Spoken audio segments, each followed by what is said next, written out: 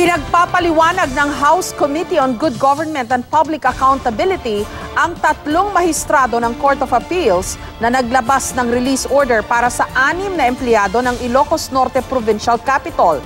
Nakulong ang tinaguriang Ilocos 6 matapos mas-cite in contempt dahil sa hindi diretsahang pagsagot sa matanong tungkol sa di manoy maanumalyang paggastos sa tobacco excise tax ng probinsya.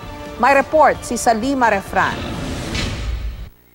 Sa botong 30-0, nagkasundo mga miyembro ng House Committee on Good Government and Public Accountability na maglabas ng show cause order laban kina Court of Appeals Special 4th Division, Acting Presiding Justice Stephen Cruz, Justices Erwin Sorongon at Nina Antonino Valenzuela.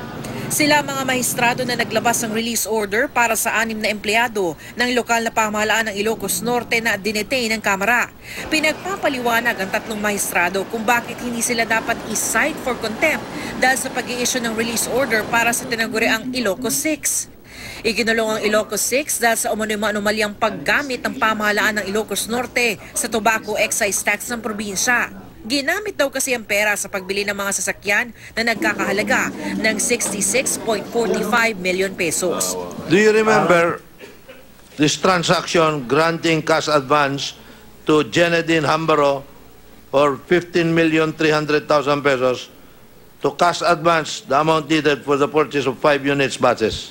It appears that it has a resemblance, but let me invoke my right to be assisted by a lawyer in this case, Your Honor.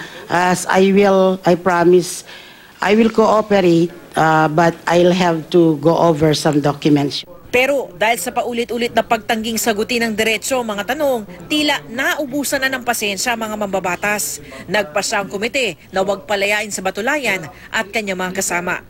Maging si Ilocos Norte Congresswoman Imelda Marcos umapela na kay House Speaker Pantaleon Alvarez na palayain ang Ilocos 6.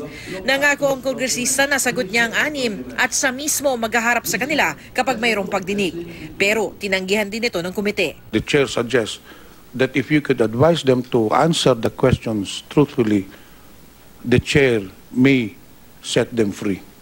Hinihikayat naman ni Chief Justice Maria Lourdes Sereno at Court of Appeals Presiding Justice Andres Reyes Jr. ang Kamara na bawiin ang show cause order laban sa mga mahistrado ng CA. Sabi ni Sereno, pwede namang umapela ang Kamara sa desisyon ng CA Special 4th Division.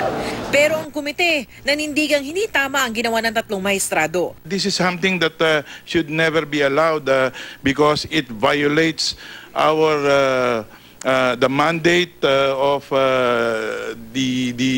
of Congress, and it is in violation of the principles of separation of power and the principles of checks and balances. Wala pang pahayag ang tatlong mahistradong binigyan ng show cause order.